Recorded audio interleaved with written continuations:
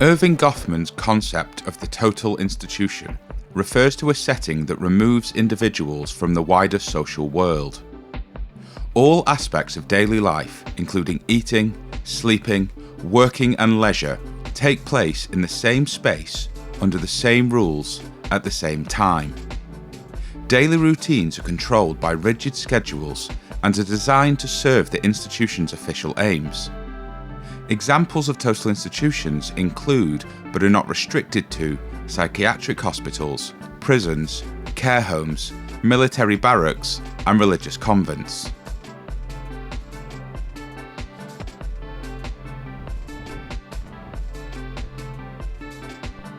On entering a total institution, an inmate begins a moral career, where they begin to experience changes in their sense of self. Individuals often enter the institution through what Goffman calls a betrayal funnel. Family members, doctors, or the police gradually withdraw support while pretending that everything is under control. The patient is told that their status will remain intact, but in reality they are guided towards confinement and eventually abandoned. Following their abandonment, they arrive at the hospital in a state of shock and resentment. Once inside, the patient undergoes the mortification of the self. This is the systematic breakdown of their sense of self. The patient is cut off from their family and friends, are unable to go to work, and visiting hours are restricted. This is a process Goffman defines as role dispossession. Inmates then undergo admissions procedures where they may be searched, photographed, and have their fingerprints taken. Their belongings, their clothes, photographs, makeup and so on, items with which we use to present ourselves to the world, are taken. Uniforms are issued, their hair may be cut, they may be washed or deloused. They experience a loss of privacy, forced to sleep in communal dorms, to use shared toilets and to become exposed during medical procedures. Information about their personal lives and struggles are written down, kept in files and read widely by members of staff. The self becomes mortified, lost to the institution.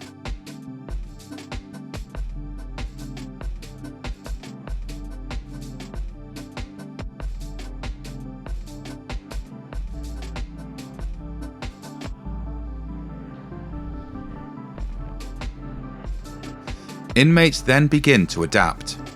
They may retreat into themselves, focusing only on their immediate bodily needs, a process Goffman calls situational withdrawal. Later, they may begin to resist instructions by staff and refuse to conform to the routines of the institution. But these are only temporary solutions. Over time, inmates begin to accept the institution as their whole world, seeking to create a tolerable life inside of it. This gives way to conversion, where the definition of the inmate as mad or dangerous or incapable is accepted.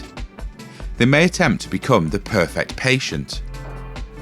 Finally, inmates learn to play it cool, implementing each of the previous strategies to live tolerably within the institution while still trying to maintain at least some aspects of their sense of self.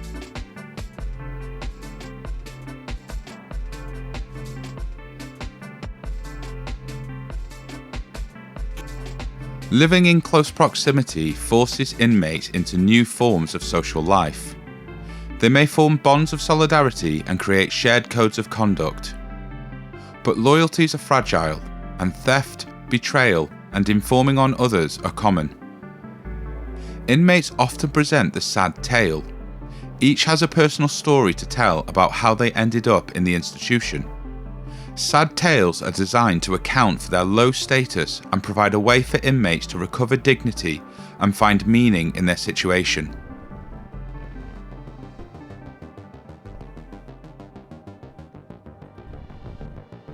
For staff, total institutions are presented as rational systems with clear goals around treatment, rehabilitation, and discipline.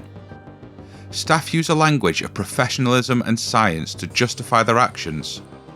Patients who resist are labelled as disturbed or uncooperative. These terms legitimise further control. Yet staff also face constant tension. On the one hand, they must maintain humane standards and prevent neglect or harm. On the other, efficiency demands strict control and standardization. Patients resist and sabotage plans, and this makes balancing these values difficult. Sometimes the divide softens through institutional ceremonies. These include parties, activities, and open days. They create a temporary sense of unity, but are mostly symbolic. Beneath the surface, there is a deep separation between staff and inmates.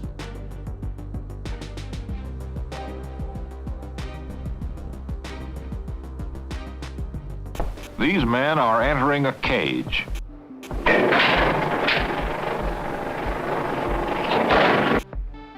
They are being committed to a state prison.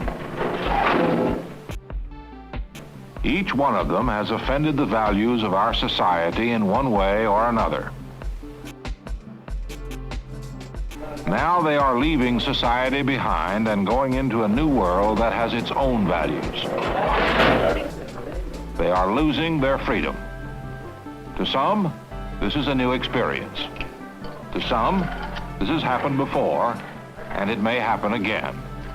But always, entering prison stuns a man and dazes him.